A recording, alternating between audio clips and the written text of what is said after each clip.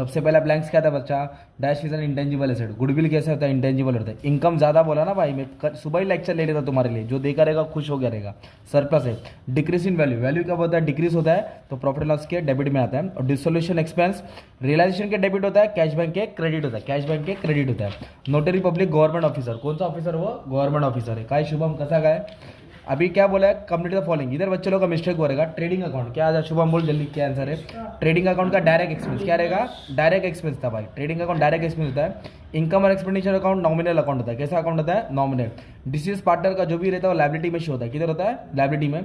If asset is taken over by the partner तो dash account is debited, नहीं partners capital account debit होता है। और fix deposit को करंट एसेट के ग्रुप में डालना पड़ेगा, या तो इन्वेस्टमेंट, मेरे ख्याल से करंट एसेट है।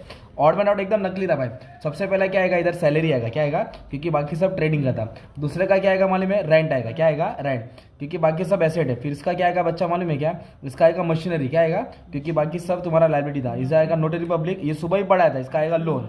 अब ये agree disagree, partnership is a trading, ये एग्री है। Not for profit income do not, yes ये भी एग्री, क्योंकि वो सर्विस मोटी होता है, क्या होता है, सर्विस।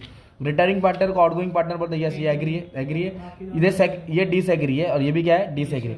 और एडमिशन का सम सब सॉल्व करा दिया था, एडजस्टमेंट इधर एडजस्टेड वाला आया था बच्चा, ओके। तो रिटायरमेंट करने की जरूरत नहीं, पर रिटायरमेंट सबसे नकली था। जिसका एडमिशन टैली हुआ अमाउंट डाल दो ग्रुप कमेंट में, बाकी लोग भी चेक कर लेंगे और मैं सॉल्व करने वाला हूँ, ठीक है। फिर ये क्या आया था तुम्हारा, सबसे इजी आया था डिसोल्यूशन, सबसे इजी पूरा चैप्टर डिसोल्यूशन, सब बच्चे लोग ने टैली किया, कुछ हार्ड नहीं था, बिल ऑफ एक्सचेंज छोड़ दो।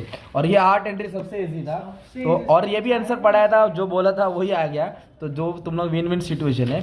और फिर लास्ट में डेथ का था, तो डेथ का सम भारी था भाई, डेथ का जिसने सम सॉल्व किया है, 4 साल का प्रॉफिट था, 4 से डिवाइड करके 3 से मल्टीप्लाई करके उसके रेशियो डिवाइड करने का था, राइट। फिर उसके बाद एनपीओ बच्चों लोग का टैली नहीं हो, तो ये लास्ट ईयर का ना, ये माइनस करना पड़ता है, क्या करना पड़ता है, माइनस।